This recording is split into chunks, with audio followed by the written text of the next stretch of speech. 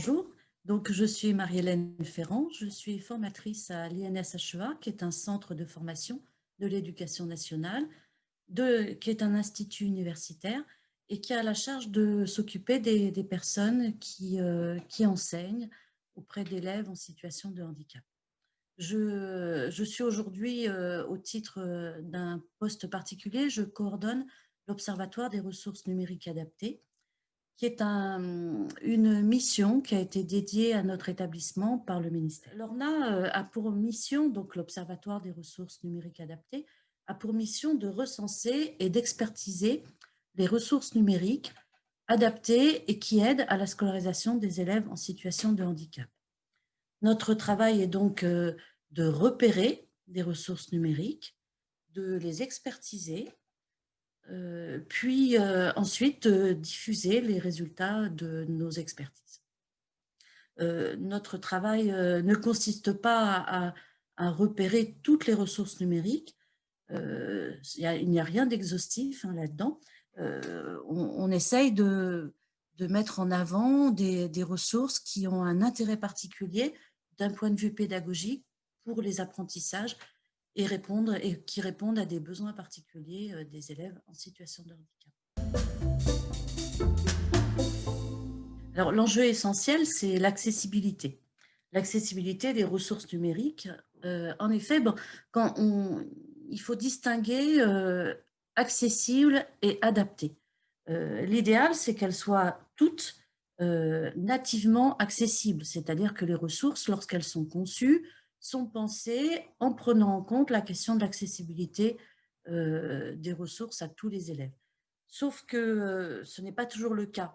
Ce qu'on peut dire, on a en fait deux types de ressources. On a des ressources qui peuvent être conçues pour tout le monde, donc elles ont été pensées et elles ne sont pas forcément accessibles, en tout cas elles ont été conçues pour être utilisées par tout le monde sans distinction.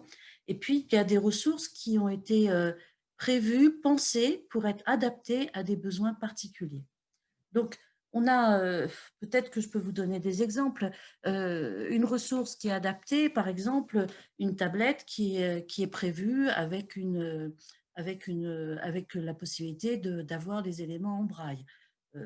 Une petite vidéo avec quelqu'un qui interprète en langue des signes, par exemple, la transcription de texte lorsque l'on suit une intervention ou lorsqu'il y a une vidéo, pouvoir avoir le texte qui apparaît en dessous de ce que la personne dit. Tout ça, ce sont des éléments d'accessibilité et d'adaptation à des besoins particuliers. Donc, on a donc d'un côté des ressources numériques qui sont adaptées parce qu'elles ont été pensées et conçues pour répondre à des besoins particuliers. Et puis, d'un autre côté, des ressources qui sont pas spécialement prévues pour des besoins particuliers, qui sont ouvertes à tout le monde. Donc, l'idéal, c'est d'avoir une ressource adaptée pour qu'elle soit accessible à tous et qu'elle puisse répondre à des besoins divers et variés. Alors, ce qui est important, ce qui est intéressant, c'est qu'aujourd'hui, le numérique fait partie de notre quotidien. On est vraiment, on a de plus en plus d'outils numériques dans les écoles. Du coup, le fait que de plus en plus le numérique soit dans les écoles est intéressant parce que ça permet d'éviter une stigmatisation d'élèves qui ont des besoins plus particuliers.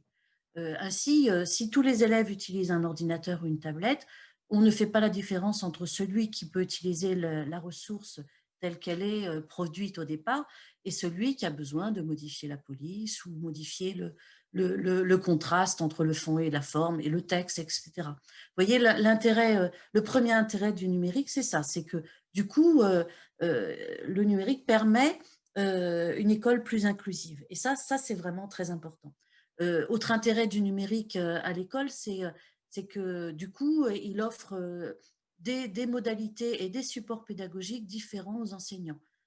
Ça permet de diversifier les accès aux apprentissages, de proposer à des élèves des outils variés. Certains utiliseront la tablette, d'autres le papier crayon, les troisièmes auront besoin d'échanger à l'oral. Et ce sont des outils complémentaires de travail en classe, hein, et ça enrichit les possibles. Alors, on a aussi du coup quelque chose d'un peu particulier. Aujourd'hui, on a la situation de confinement qui a quand même fait accélérer, je dirais, peut-être un peu les choses. En se trouvant tous confinés lors du premier confinement en France, bien évidemment, le numérique est devenu un outil permettant aux enseignants d'apporter, de faire du lien avec leurs élèves, de leur donner du travail, d'échanger. Et du coup, les outils numériques ont pris une place dans l'école encore plus grande, puisque c'était le seul moyen de communiquer entre les enseignants et leurs élèves. Et du coup, ça a été intéressant, et je trouve que c'est important d'y voir ces aspects positifs, c'est que du coup, aussi bien les enseignants que les élèves, ils ont acquis des compétences supérieures dans l'utilisation des ressources numériques. Ça, c'est intéressant. Ce que je trouve aussi intéressant, c'est que de fait, ça a permis aussi aux entreprises qui créent des ressources numériques de mettre en avant leurs ressources, d'en permettre une diffusion et puis une utilisation. On a plusieurs startups qui ont du coup donné à tous les utilisateurs l'accès libre à leurs ressources. Et il y a eu une sorte aussi de diffusion des ressources qui existaient. Et ça je trouve que c'est intéressant. Alors, le premier obstacle, je dirais du côté des enseignants, et on le voit vraiment dans les échanges que nous avons avec notre groupe de travail national, c'est la difficulté à informer les enseignants de l'existence de l'existence de ressources numériques, et en particulier, plus particulièrement, je dirais, de ressources numériques adaptées aux besoins des élèves. Majoritairement, les enseignants ne savent pas que ça existe, ne savent pas qu'elles existent, ces ressources. Et ça, c'est vraiment une véritable difficulté. Alors, bien sûr, l'Observatoire des ressources numériques a un rôle pour ça, hein. Nous avons parmi nos missions le rôle de la mission de diffuser, de faire connaître les ressources et l'intérêt pédagogique de ces ressources adaptées. Mais de la même façon, la manifestation de Startup for Kids a aussi ce rôle-là. Elle met en mettant en relation les startups et les ressources développées et les familles, c'est un moyen de faire du lien avec les familles, mais du coup aussi avec les enseignants qui peuvent suivre la manifestation. Et ça, c'est vraiment important. Ce serait utile peut-être aussi et je sais qu'il y a des demandes qui remontent au niveau du ministère, de peut-être mettre à disposition plus de listes de ressources et d'une façon peut-être plus réduite, ce que nous faisons au niveau de l'Observatoire, où nous rédigeons et nous mettons à disposition des fiches assez détaillées sur les ressources et leurs intérêts pédagogiques, mais peut-être un espace où les enseignants auraient l'occasion d'avoir une liste de ressources selon des besoins et selon des objectifs pédagogiques, puisque c'est quand même leur travail.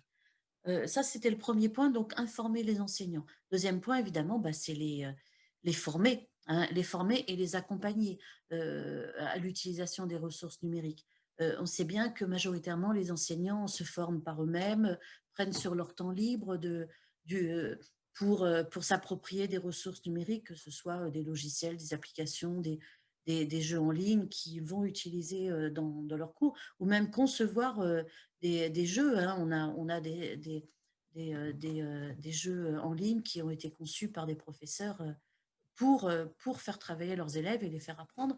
Et tout ça, ça se fait souvent sur le temps libre des enseignants. Donc, ce serait vraiment important de peut-être avoir un axe un peu plus fort en termes de formation et d'accompagnement, parce qu'il ne suffit pas de former. Dans le numérique, on a besoin d'être accompagné souvent dans le pas à pas. Et de la même façon, Startup for Kids, c'est l'occasion de tester, d'utiliser, de connaître les ressources.